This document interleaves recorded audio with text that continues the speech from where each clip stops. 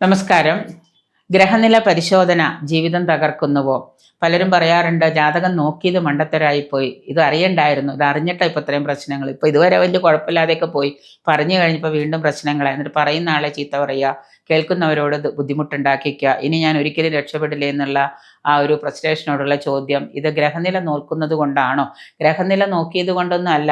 സ്ത്രീ പുരുഷ ജാതകങ്ങളുടെ കൂട്ടിച്ചേർക്കൽ, ഇപ്പോൾ സ്ത്രീയുടെയും പുരുഷൻ്റെയും ജാതകങ്ങൾ കൂട്ടിച്ചേർത്ത് പൊരുത്തം നോക്കുന്നു. പൊരുത്തം നോക്കിയിട്ടും അവിടെ പല കാര്യങ്ങളിലും പൊരുത്തക്കേടുകൾ കണ്ടു കഴിയുമ്പോൾ ജീവിതം എന്താണ്, വീണ്ടും അവർ പല കാര്യത്തിലേക്ക് ഡിവോഴ്സിലേക്ക് മാറുന്നു. അപ്പോൾ ദാമ്പത്യ ജീവിതത്തിൻ്റെ ആകെ തുകയായിട്ട് കണക്കാക്കാൻ പറ്റുന്നത് നമ്മളുടെ എന്താണ്, ജാതകങ്ങളുടെ ഈ പൊരുത്തം നോക്കലാണ്. ശരിക്കും പറഞ്ഞാൽ മകൻ്റെയോ മകളുടെയോ ഒക്കെ വിവാഹം നടക്കാതിരിക്കുമ്പോൾ മാതാപിതാക്കൾക്ക് ഭയങ്കര ബുദ്ധിമുട്ടാണ്. 35 വയസ്സായിട്ട് മകൻ്റെ വിവാഹം നടക്കുന്നില്ല, 33 വയസ്സായിട്ട് മകളുടെ വിവാഹം നടക്കുന്നില്ല, കാരണം എന്താണെന്ന് അറിയില്ല. അപ്പം ശരിക്കും പറഞ്ഞാൽ വിവാഹം കഴിച്ചിട്ട് 1 മാസം അല്ലെങ്കിൽ 7 മാസം കഴിഞ്ഞിട്ടുള്ളൂ, അവർ ഡിവോഴ്സായി.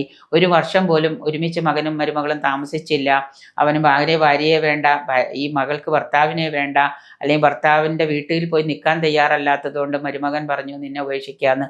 ഇത്തരത്തിലുള്ള ഒരുപാട് പ്രശ്നങ്ങൾ ഇന്ന് നടക്കുന്നുണ്ട്.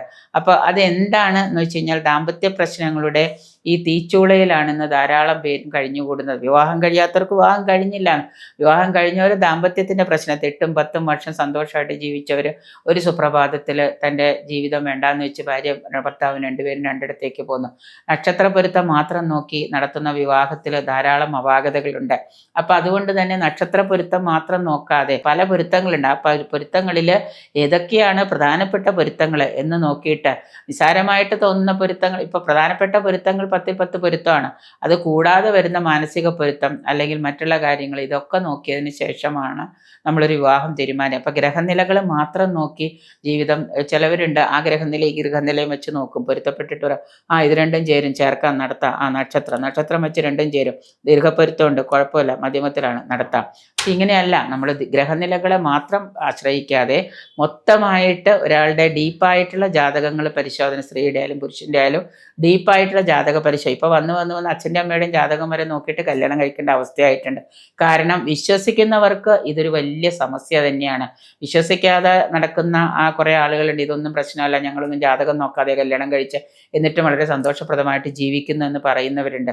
പക്ഷേ പുറമേ സന്തോഷപ്രദം എന്ന് പറയുമ്പോൾ ഉള്ളിലേക്ക് ഇറങ്ങിച്ചെന്നാൽ അവിടെ ഈ പറയുന്ന സന്തോഷപ്രദമൊന്നും കാണാറില്ല. പല പ്രശ്നങ്ങളും അവരുടെ ലൈഫിൽ, ദാമ്പത്യ ജീവിതത്തിൽ ഉണ്ടാവും. ഇനി ഒന്നുമില്ലെങ്കിൽ ഭാര്യയും ഭർത്താവും വളരെ ഇതാണെങ്കിൽ സന്താനങ്ങളെ കൊണ്ട് അവർക്ക് ദുഃഖങ്ങളുണ്ടാകും. സന്താനം ജനിക്കാതിരിക്കാൻ, ജനിച്ച സന്താനത്തിന് പ്രശ്നങ്ങളുണ്ടാവാം. ആ പ്രശ്നങ്ങളിൽ നിന്ന് കുട്ടികൾക്ക് പഠനത്തിന് ബുദ്ധിമുട്ടുകൾ ഉണ്ടാവാം, കുട്ടികളുടെ ഭാവി പ്രശ്നത്തിലാവാം. ഇങ്ങനെ ഒരുപാട് ദുരിതങ്ങൾ ഇന്ന് നമ്മളുടെ എല്ലാ കുടുംബത്തിലും പക്ഷേ ഒത്തൊരുമയോടെ പോകുന്ന കുടുംബങ്ങൾ എടുത്ത് നോക്കിക്കഴിഞ്ഞാൽ, വളരെ ഭംഗിയായിട്ട് പോകുന്ന ദാമ്പത്യം നോക്കിക്കഴിഞ്ഞാൽ നമുക്ക് അവിടെ പല ചർച്ചകളുള്ളതായിട്ട് മനസ്സിലാക്കാം. അപ്പോൾ തീർച്ചയായിട്ടും നമ്മൾ ഗ്രഹനിലകൾ മാത്രം നോക്കാതെ ഡീപ്പായിട്ടൊരു പുരുഷൻ്റെ സ്ത്രീയുടെ ജാതകം നോക്കുക. അതിൽ ചേരാൻ പാടില്ലാത്ത എന്തെങ്കിലും ഉണ്ടെങ്കിൽ അതിനെ ചേർത്താൽ ദോഷമുണ്ടോ, അതിനെന്തെങ്കിലും പരിഹാരം ഉണ്ടോ നോക്കുക. ഒരു ആയുസ് മുഴുവൻ ജീവിക്കേണ്ടതാണ് വിവാഹം എന്ന് പറയുന്ന പവിത്രമായ ബന്ധം. അവിടെ നമ്മൾ ഗ്രഹനില മാത്രം നോക്കി ഒരു തീരുമാനം എടുത്ത് വിവാഹം നടത്തുന്നത് ഉത്തമമല്ല എന്ന് തന്നെയാണ് ആചാര്യമതം.